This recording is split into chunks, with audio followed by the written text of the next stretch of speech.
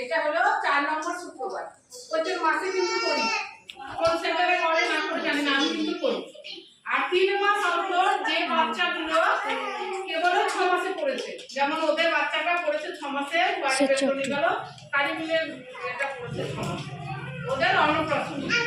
ওর 21 তারিখ কালকেই পড়েছে ওর সমাজে, আর কোন পড়েছে ওদের অন্নপ্রাশন 3 মাস অন্তর। আর এই পুষ্টি দিবস ওই একই কথা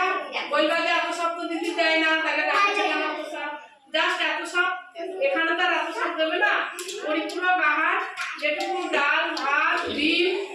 এই লবণ ছাতু তেল দিয়ে হয়, তাতে আলু খিচুড়ির দিন সবজি থাকে, 3-4 রকমের সবজি থাকে, সব রকম না থাকে। এবার এতগুলো আমি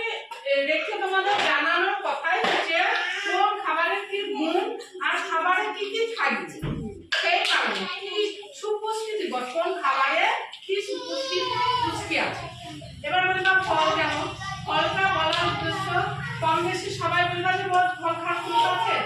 একটা করে ফল যদি মানুষ খায় তার শরীরের যে ঘাটতি পূরণ হবে। যে কোনো জিনিস পেয়ারা গাছে থাকতেই পারে,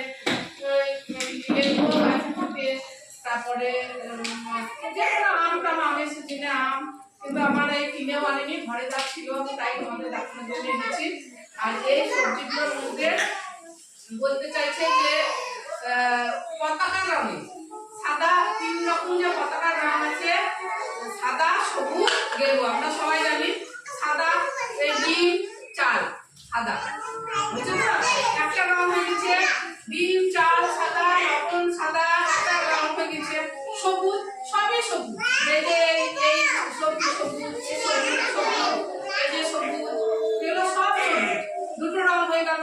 আর একটা হচ্ছে গেরুয়া, গেরুয়া বলতে গেলে এইগুলো গেরুয়া, এই টমেটো গেরুয়া, এগুলো সব গেরুয়া, এই যে গেরুয়া,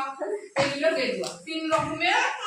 রং হয়ে গেল। এই প্রত্যেক দিনকার খাবারে এই 3 রকমের সবজি যেন থাকে। ডাল যদি মসুরির ডাল থাকে দেখবা গেরুয়া রংটা পূর্ণ হয়ে গেছে, চালটা থাকছে, তারপরে ডিম হোক মাছ হোক দুধ হোক, এই যে এই সবুজ এগুলো ডাল ভাত সবজি হলেই হবে, আমাদের তা না যে প্রত্যেকদিন মাংস